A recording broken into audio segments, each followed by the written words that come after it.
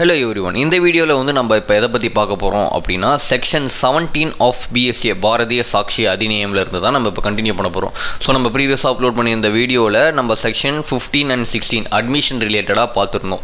So inniki video la vandu 17 la irundhu continue panna porom. Adhaadu admission related ah further ah enna mari provisions la kuduthirukanga namba Bharatiya Sakshi Adhiniyam அப்படின்றதுல தான் நம்ம இப்ப பார்க்க போறோம். So ஒரு சின்ன introduction மாதிரி பார்க்கணும் அப்படினா admission அப்படின்றது வந்து ஒரு சிவில் சூட்ல ஒரு பார்ட்டி அவங்களுக்கு அகைன்ஸ்டா உள்ள ஸ்டேட்மெண்ட்டை அவங்க அக்ரி பண்ணிக்கிறது அவங்களோட ஸ்டேட்மெண்ட் மூலமா லைக் வந்து ஓரலாவும் இருக்கலாம் இல்ல டாக்குமெண்ட் மூலமாவும் இருக்கலாம். ஸோ இந்த தப்பை நான் தான் பண்ணேன் இல்லை இந்த தப்பு என்னால் தான் அப்படின்ற மாதிரி அட்மிஷன் பண்ணுறது தான் வந்து நம்ம வந்து அட்மிஷன் அப்படின்ற சாப்டரில் பார்த்துட்டு வரோம். ஸோ 15ல் வந்து அட்மிஷன் தான் என்ன அப்படின்றதுக்கான டெஃபினேஷன் சொல்லிட்டாங்க.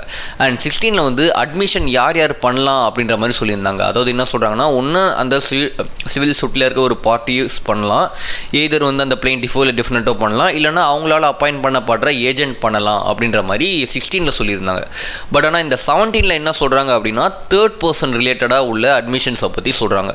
ஸோ இதை நீங்கள் படிக்கும்போது கொஞ்சம் காம்ப்ளிகேட்டடாக இருக்கிற மாதிரி இருக்கும். பட் ஆனால் எக்ஸாம்பிளோட பார்க்கும்போது வந்து உங்களுக்கு கொஞ்சம் ஈஸியாக புரியும்.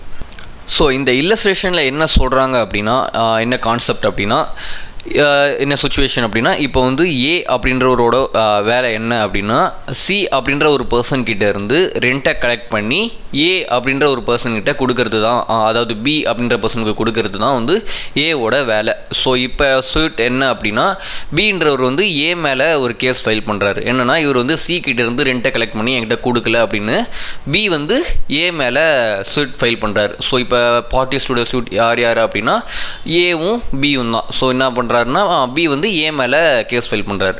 ஸோ நம்ம ப்ரீவியஸாக பார்த்துருந்தோம். ஸோ அட்மிஷன் அப்படின்றது எய்தர் பார்ட்டில்னா வந்து ஏ இல்லைனா பி மேலே தான் இருக்கணும் அப்படின்ற மாதிரி பார்த்துருந்தோம்.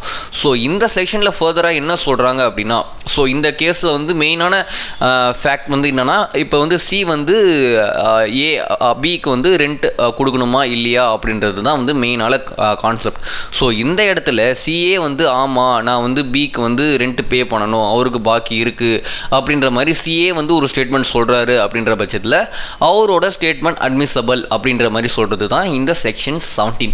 அதாவது வந்து பார்ட்டிஸ், அதாவது ஸ்வீட்டில் ரிலேட்டடாக இல்லாத பார்ட்டிஸ், அதாவது தேர்ட் பர்சன் சொல்கிற ஒரு ஸ்டேட்மெண்ட்டுமே வந்து அட்மிசபிள் அப்படின்ற மாதிரி சொல்கிறாங்க வித் ஸ்பெசிஃபிக் கண்டிஷன். ஸோ என்னென்னா அவர் வந்து அந்த இடத்துல சம்மந்தப்பட்ட ஒரு பார்ட்டி தான் இருக்கணும். ஸோ இந்த இடத்துல வந்து பி வந்து ஏ மேலே ஃபைல் பண்ணியிருக்க கேஸே வந்து சி கிட்டேருந்து வந்து ரெண்ட்டை கலெக்ட் பண்ணாங்களா இல்லையா அப்படின்றது தான் வந்து ஆக்சுவல் கேஸே. ஸோ இந்த இடத்துல வந்து சி சொல்கிற ஸ்டேட்மெண்ட் அப்படின்றது வந்து அட்மிசபிள் அப்படின்ற மாதிரி செக்ஷன் 17ல் சொல்கிறாங்க. ஸோ நம்ம வந்து இன்னொரு ஜென்ரல் எக்ஸாம்பிளோட இந்த செக்ஷனில் என்ன சொல்கிறாங்கன்றதை பற்றி நம்ம பார்ப்போம். ஸோ இப்போ வந்து ஒரு கம்பெனி இருக்குது, XYZ அப்படின்ற மாதிரி ஒரு கம்பெனி இருக்குது. ஸோ அதோட மேனேஜர் வந்து ஏ அப்படின்ற ஒரு பர்சன். ஸோ இப்போ இந்த XYZ கம்பெனி என்ன பண்ணுது அப்படின்னா ஏ அப்படின்ற ஒரு பர்சன் மேலே கேஸ் ஃபைல் பண்ணுறாங்க. என்னென்னா இந்த ஏ அப்படின்ற அந்த மேனேஜர் வந்து பி அப்படின்ற கிளைண்ட் கிட்ட இருந்து அமௌண்ட்டை கலெக்ட் பண்ணலை அப்படின்ற மாதிரி XYZ அப்படின்ற ஒரு கம்பெனி ஏ அப்படின்ற மேனேஜர் மேலே கேஸ் ஃபைல் பண்ணுறாங்க.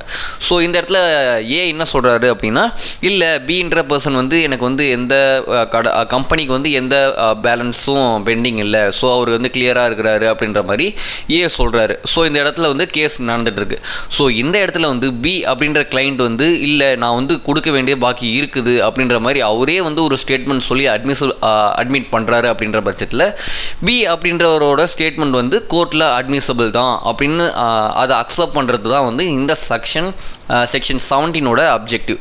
ஸோ இது மூலம் இந்த எக்ஸாம்பிள்ஸ் பார்க்குறது மூலியமாகவே உங்களுக்கு புரிஞ்சிருக்கும் இந்த செக்ஷன் 17ல் என்ன சொல்ல வராங்க அப்படின்றது.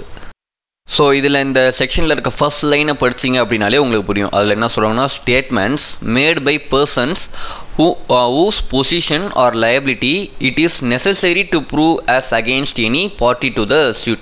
அதாவது வந்து ஒரு பர்சன், அதாவது தேர்ட் பர்சனோட ஒரு பொசிஷன் இல்லை லைபிலிட்டியை ப்ரூவ் பண்ணுற மாதிரி ஏதாவது வந்து ஒரு அட்மிஷன் இருக்குது அப்படின்னா அது வந்து ரிலவெண்ட் தான் அப்படின்ற மாதிரி சொல்கிறாங்க. ஸோ இதில் என்னென்னா it is necessary to prove as against party to suit. So அந்த suitல ரிலேட்டடாக இருக்கிற பார்ட்டியை ப்ரூவ் பண்ணுற விதமாக இருக்கணும் அப்படின்ற மாதிரி சொல்கிறது தான் இந்த செக்ஷன் 17.